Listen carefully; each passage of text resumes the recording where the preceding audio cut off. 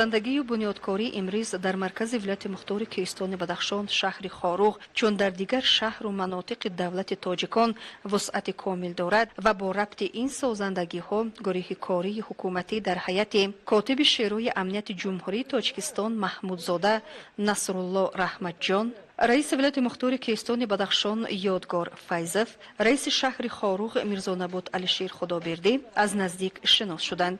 این شناسایی روز دوم است که در مرکز ولایت دوام داشته عمده‌ترین نازکی‌های معماری و شهرسازی از نظر گذرانیده شده بهاگذاری گردیدند. ضمن بازدید از برخی از انشاءات ورزشی تاکید بر آن شد که ورزش یکی از آن سمت‌های مهم در رشد جامعه می باشد که در زیر توجه همیشگی اساسگذار صلح و وحدت ملی پیشوای ملت پرزیدنت جمهوری تاجیکستان محترم امامعلی رحمان قرار دارد. رشد ورزش سمت سیاست داخلی مملکت در تربیت اهل جامعه خصوصا نورسان و جوانان می باشد که سالمی ملت، تنومندی ملت از آن وابستگی کامل دارد. گروه کاری از تالار ورزشی محله طبابتخانه دیدت نموده به کاتب شورای امنیت جمهوری تاجیکستان محمودزاده نصرالله رحمت جان اطلاع داده شد که این تالار ورزشی برای 300 جای نشست پیش بینی گردیده. درازی عمومی آن 40 متر و پهنایش 23 متر را تشکیل می دهد. تالار ورزشی از جانب شرکت موبیلیت سیل ساخته شده دارای بامپوش آهنین بوده برای بازی‌های ورزشی فوتبال، والیبال، بسکتبال پیش بینی گردیده است. همزمان تالار از اتاق‌های علاهیده خدمتی نیز عبارت بوده. عین زمان کارمندان جمعیت دارای مسئولیتش محدود در بند در ساختمان آن حصه گذاری دارند. کاتب شورای امنیت جمهوری تاجیکستان محمودزاده نصرالله رحمت جان، رئیس ولایت مختار کوهستان بدخشان یادگار فیضف، رئیس شهر خاروغ میرزا نبات علیشیر خدابردی با کارگران همصحبت گردیده بهر تیزانیدن سرعت ساختمان با صفت بلند به انجام رسانیدن آن سپارش‌های قطعی دادند.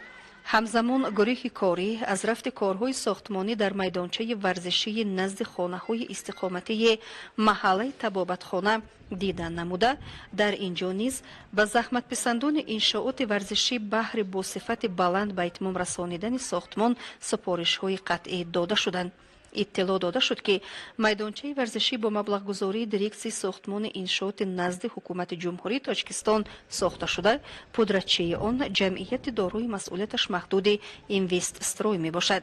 رئیس شهر خاروغ میرزا نبات علیشیر خدابردی تاکید بر آن داشت که در شهر خاروغ عین زمان در محله‌های گوناگون 4 میدانچه ورزشی با چنین طرح یعنی عبارت از گوشه علاهیده برای بازی‌های کودکانه و میدانچه‌های برای بازی‌های فوتبال خرد، والیبال و بسکتبال ساخته شده ایستادند. رئیس شهر گفت که وابسته به عملی نمودن تاکید و سپارش‌های اساسگذار صلح و وحدت ملی پیشوای معظم ملت محترم امامعلی رحمان وابسته به رشد ورزش در شهر خاروغ کارهای زیاد عملی گردیدند. از بنیاد تالار و میدانچه‌های ورزشی سرکرده تا تعمیر و از نوسازی جایهای برای تمرین جدا گردیده اینچنین تامین آنها با تجهیزات ورزشی کارهای نظررس به سامان داده شدند و این روند با چنین ربط در شهر خاروغ من بعد ادامه داده خواهد شد قید نمود میرزا نبات علیشیر خدابردی رئیس شهر خاروغ. گروه کاری از رفت کارهای ساختمانی در مؤسسه تعلیمی رقم 5 نیز دیدن به عمل آورده با ساختمانچیان صحبت خاصه دایر نمودند. رئیس ولایت مختار کوهستان بدخشان یادگار فیضف ابراز نمود که در حدود ولایت ساحه معارف در عرفه این بزرگ جشن ملت دارای دستاوردهای نظررس گردیده در سمت تعمیر و از نوسازی مؤسسه‌های تعلیمی چه شهر و چه نواحی ولایت کارهای وسعت بخشنده ادامه دارند. اطلاع داده شد که مؤسسه تعلیمی رقم 5 از 2 آشیانه عبارت بوده. در آن برای صنفخانه‌ها، اتاق‌های علاهیده تجربوی فنی، آزمایشگاه‌ها، کتابخانه، آشخانه، صنفخانه تعلیم کامپیوتر، مجلسگاه، نشستگاه برهوا جای داده شدند. اطلاع داده شد که مؤسسه تعلیمی برای 500 خواننده پیش بینی گردیده در لایحه ساختمان آن پانتوس گذرگاه مخصوص برای عرابچه‌های معیوبی جای داده شده است که ساخته می شود. و کاتب شورای امنیت جمهوری تاجیکستان محمودزاده نصرالله رحمت جان، رئیس ولایت مختار کوهستان بدخشان یادگار فیضف، رئیس شهر خاروق میرزانبات علیشیر خدابردی اطلاع داده شد که کارهای ساختمانی 70% به انجام رسانیده شده. پدرچی ساختمان جمعیت دارای مسئولیتش محدود تأمینات دهات با جلب بهترین متخصصان در انشاءات پیشبرد کار دارند. 71 نفر کارگران کسب و کار گوناگون در اینجا عین زمان به بنیاد مکتب مشغول هستند. اطلاع داده شد که در شهر خاروق 15 مؤسسه تعلیمی فعالیت دارند که از آنها مکتب پرزیدنتی، لیسه آقاخان و گیمناز خصوصی همچون مؤسسه های تیپ نو به شمار می روند. مؤسسه تعلیمی ساخته شونده رقم 5 نیز از شمار آن مؤسسه های تیپ نو و معاصر می باشد که چون تحفه ایدانه به اهل معارف شهر خاروق در عرفه تنتنه های جشن ارجمند تقدیم کرده می شود. کاتب شورای امنیت جمهوری تاجیکستان محمودزاده نصرالله رحمت جان، رئیس ولایت مختار کیستان بدخشان یادگار فیضف، رئیس شهر خاروق میرزانبات علیشیر خدابردی با طرح لایحه مؤسسه تعلیمی شناس گردیده. قید بر آن شد که مؤسسه تعلیمی با جانبداری برنامه لایحه مساعدت به صلح و ثبات توسط ساختمان انفراساختور مهم در شهر خاروق بنیاد می‌یابد. اینچنین کاتب شورای امنیت جمهوری تاجیکستان محمودزاده نصرالله رحمت جان، رئیس ولایت مختار کیستان بدخشان یادگار فیضف، رئیس شهر خاروق میرزانبات علیشیر خدابردی از انشاءات دیگری مهم مرکز آب تامین کنی برای محله های نزد طبابتخانه دیدن نمودند.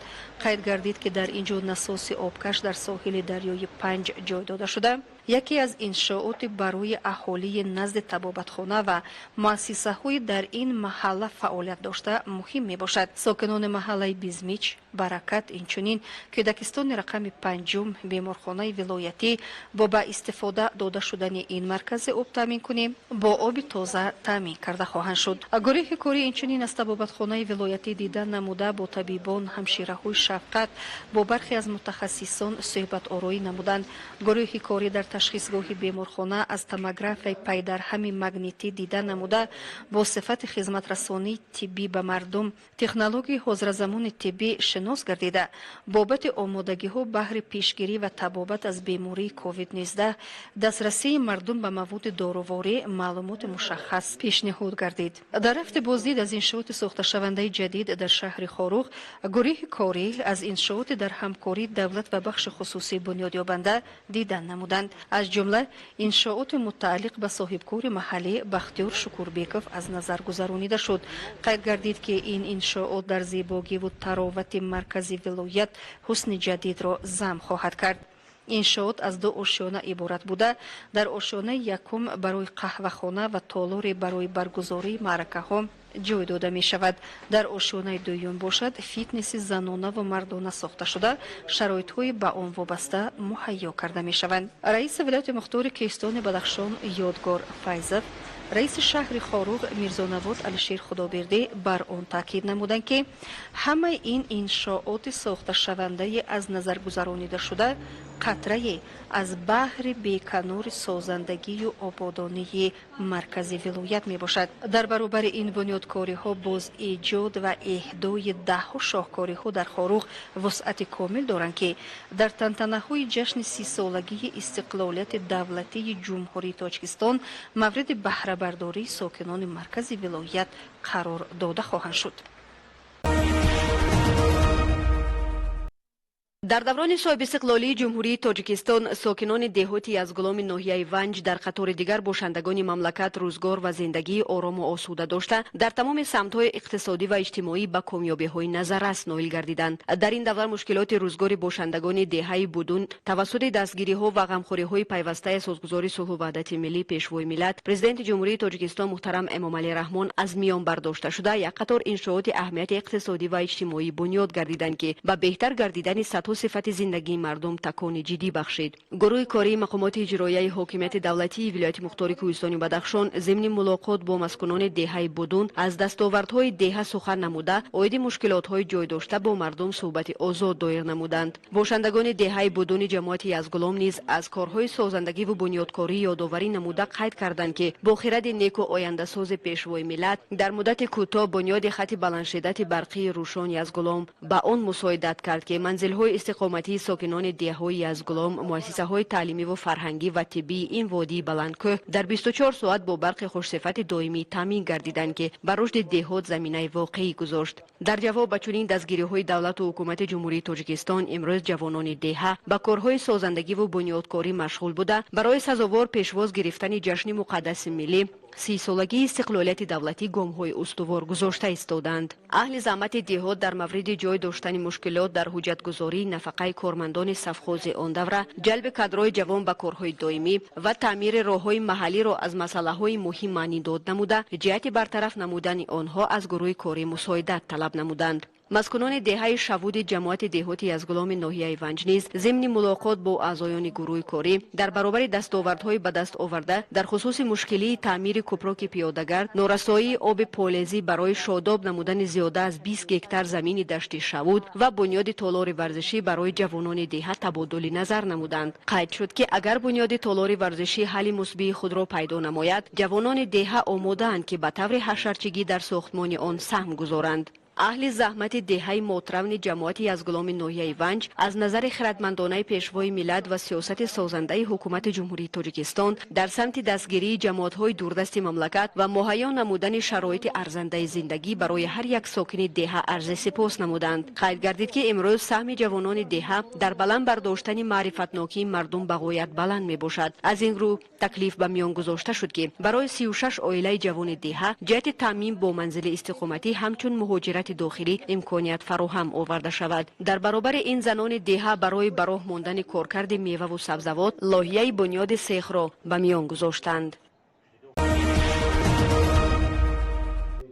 رئیس ولایت مختار کوهستان بدخشان یادگار فیضوف در پی برگزاری جلسه جنبستی نتیجه های رشد ساحه‌های اقتصادی و اجتماعی ولایت مختار کوهستان بدخشان را در چهارچوب اجرای سیاست بنیادکارانه اساسگذار صلح و وحدت ملی پیشوای ملت پرزیدنت جمهوری تاجیکستان محترم امامعلی رحمان همچون وظیفه افضلیتناک و پیشبرنده جامعیت در مرکز توجه اشتراکداران جلسه قرار داد. این مشاهزاده انور مشا معاون رئیس ولایت مختار کوهستان بدخشان درباره نتیجه های جنبست رشد ساحه‌های اجتماعی و اقتصادی در نیم ساله اول سال روان و وظیفه های افضلیتناک برای نیم ساله دوم سال جاری معلومات داده. قید داشت که در دوام این مدت 70 مسئله روزمره دارای اهمیت اقتصادی و اجتماعی در مشورت های وسیع و نظارتی نزد رئیس ولایت مختار کوهستان بدخشان و اجلاسیه های مجلس وکیلان خلق ولایت مورد محاکمه و تحلیل قرار داده شدند. به گفته معاون رئیس ولایت مشاهزاده انور مشا، مجموع محصولات داخلی در این مدت به اندازه 454.2 میلیون سومانی برابر گردید که در مقایسه با دوره مشابه یک سال پیش 111.3 میلیون سومانی بیشتر می باشد. همچنین گفته شد نقشه انداز و دیگر پرداخت‌های حتمی با نظرداشت انداز اجتماعی غیر بودجتی در ولایت به اندازه 111.3% یا خود 81.7 میلیون سومانی بیشتر اجرا شده است. واردات انداز و پرداخت‌هایی که به بودجت محلی وارد شدند از نقشه پیش بینی شده 4.6 میلیون سومانی بیشتر می باشد. قسم خراجات بودجت ولایت در نیم سال اول سال جاری به اندازه 90.5% اجرا شده است. در دوره حساباتی قرضداری از حساب مزد مهنت کارمندان بودجتی در ولایت وجود نداشته است. در مورد صنعت کنونی با سرعت کشور همچون هدف چهارم ملی تاکید شد که حجم محصولات صنعتی 103.9 میلیون سومانی را تشکیل نمود که نسبت به همین دوره یک سال پیش 180.6% بیشتر می باشد. استحصال محصولات صنعتی از جمله صنعت استخراج، استحصال و تقسیم نیروی برق، صنعت کارکرد در سطح شهر و ناحیه‌های ولایت تحلیل و بررسی شده. تاکید گردید که حجم استحصال محصولات صنعتی هنوزم قانع کننده نمی باشد. به علاوه این قید گردید که در قلمرو ولایت 12 کان، 54 ذخیرات معدن با 24 نمود کندنی‌های فایده‌ناک به قید گرفته شده است که برای در آینده زیاد نمودن حجم استحصال محصولات صنعتی مساعدت می‌کند. همزمان قید گردید که از ماه می سال جاری کارخانه غنیگردانی نقره یک جلوه موسوم به اس ا مینرالیز بعد 1.5 سال تنفس فعالیتش را دوباره از سر گرفت. رئیس ولایت مختار کوهستان بدخشان یادگار فیضوف همزمان عاید پیوست نمودن شبکه برقی ولایت با شبکه برقی جمهوریوی تمرکز نموده افزود که با مقصد بهتر نمودن دسترسی اهالی به نیروی برق در فصل زمستان انجام دادن کارهای آمادگی شرکت پامیر انرژی جهت ساختمان خطهای بلند شدت 110 کیلووات بین نیروگاه برقی پامیر یک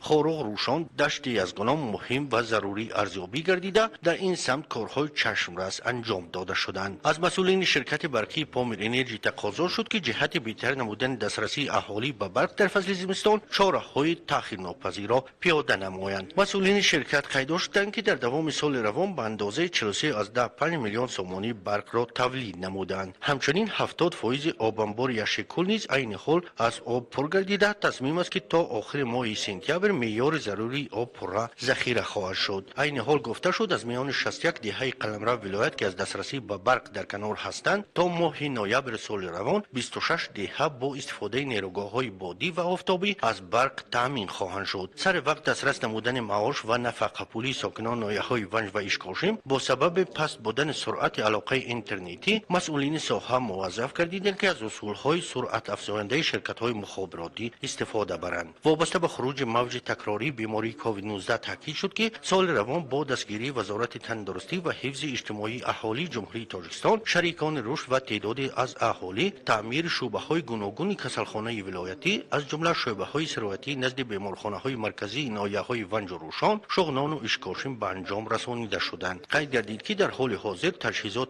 طبی، جای خواب و مواد داروواری ضروری تامین بوده. مؤسسه‌های کمک اولیه طبی و سانیتاری شهر و ناحیه‌های ولایت گردش حولگی را پرزور نموده، وضع بیماری سرایتی موسمی و گمانبران به سرایت ویروس تاجدار را معین نموده. معلومات مشخص را منظور ریاست تندرستی می‌نمایند. کاتب شورای امنیت جمهوری تاجیکستان محمودزاده نصرالله رحمت جان وضع ساحه‌های اقتصادی و اجتماعی ولایت را تحلیل و بررسی نموده. افزود که رشد صنعت کوهی را اساس پیشرفت ولایت معنیداد کردن ضرور است. کاتب شورا در ادامه سخنرانی عاید آمادگی‌ها به جشن سزاوار 30 سالگی استقلالیت دولتی جمهوری تاجیکستان معلومات منظور نموده. قید داشت که از میان 910 انشاءات ساخته شونده حدود ولایت تا حال حاضر 683 عددشان با سرمایه بیش از 690 میلیون سومانی انجام داده شده. کارهای سازندگی و آبادانی ادامه دارد. همچنین وابسته به پیشگیری موج تکراری بیماری کووید 19 و تامین امنیت در سرحد مسئله گذاری نمود. رئیس ولایت مختار کوهستان بدخشان یادگار فیضوف تشکرات خاص را از نام راهبریت مقامات اجرایی حاکمیت دولتی ولایت و ساکنان ولایت مختار کوهستان بدخشان عنوانی پیشوای ملت محترم امام علی رحمان جهت دستگیری‌های پیوسته‌شان بیان نموده. تاکید داشت که در مدت 30 سال صاحب استقلالی کشور جمهوری تاجیکستان به خصوص منطقه بدخشان در اساس سیاست صلح‌جویانه و سازنده راهبر عالی سیاسی مملکت محترم امام علی رحمان گام‌های استوار برداشته به موفقیت‌های زیادی نائل شده است. ما از آن افتخار داریم که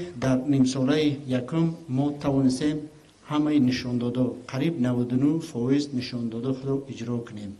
این بسیار باعث سرفرازی است، این بسیار باعث خوشبختی است. ولی از طرف دیگر اگر همین نشان دادها را ما با نیازها با مشکلات مردم مقایسه کنیم، این هنوز خیلی و خیلی کم است. بنابراین من چند بار تاکید کردم، حتی خود پیشوای ملت وقتی که درباره پیشرفت تاجیکستان، درباره پیشرفت زندگی ما حرف میزنند، هنوز میگن این کم است. و چیزی که ما امید داریم، او هدفی که ما امید داریم از این زیادتر است. بنابراین ما از اجرای این نقشه خیلی خوشحال هستیم، ولی بعد علاوه اسم میکنیم که مشکلات نیاز مردم هنوز خیلی زیاد است. اگر با نیم ساله یکم ما نظر افکنیم، 3 ماه آن را از حسن زمستان را ما صرف کردیم در مسئله نجات دادن، در مسئله تامین نمودن حیات معتدل اقتصادی و اجتماعی مردم بود. زیاده از 90 تا سوزشواری که از طرف دولت، از طرف شریکان رشد، از طرف دوستان با ما پیشنهاد شدند برای تازه کردن راه، برای نگهداری راه صرف کردیم، اما او به دریا رفت. مسئله تامین نمودن قوای برق، مسئله دسترسی به غذا و امیک را مشغول بودیم. 3 ماه دوم مسئله بود آمادگی بر کشت و کار و آغاز کارهای ساختمانی. بنابراین نیم ساله یکم برای ولایت مختار کوهستان باشه، این نیم ساله خیلی وزنین است، ولی اساس کارا در ما است در نیم ساله دوم، بخصوص همین 3 ماه سوم. این برای ما از نقطه نظر هم اقتصادی و هم اجتماعی بسیار و بسیار ضرور است. رئیس ولایت مختار کوهستان بدخشان یادگار فیضов بعد تحلیل و بررسی مسئله روزنامه جلسه جنبستی وظیفه‌های افضلیت‌ناک رشد منبعه ولایت را معین نموده تاکید داشت که جهت نایل شدن با دستاوردهای نظررس تلاش‌های پیگیرانه را روی دست گرفتن ضرور است. اون تحلیل‌ها او وظیفه‌گزاری که محترم کاتب شورای امنیت کردن ما اونا رو پر رد دستگیری میکنیم و اینا حقیقتا افضلیت‌های اساسی ما میباشند. حاضر ما باید کل کوشش به خرج دیم که چیزی که کش کردیم چی میوه که امروز است باید پر را بی تلف جمع‌آوری کنیم، کارکرد کنیم و نگهداری کنیم. من در مدت همین 30 سال ندیدم یکم بار پیشوای ملت اینقدر با اضطراب درباره امنیت اوضاع حرف میزنند و از اون تجربه از اون دیده که او شخص دارن من پای بردستم که حقیقتا سال وزنین است. یکم بار در پیشگوی خود خطا نمی کنند. همه اون مسئله صرفه‌کاری، همه اون مسئله اضافه، همه اون خرجای بیهوده رو ما باید با اونا خاتمه دهیم. شما خودتان دیده است که چاره‌بینی‌های دولتی رو چه خیلی ما محدود، چه خیلی ما کم خرج گذرانده استادیم. حتی به خود اجازه ندادیم که عید وحدت را با شکوه در باغ مرکزی شهر گذرانیم. هم به خاطر کووید هم به خاطر صرفه کردن کل نمود خراجات.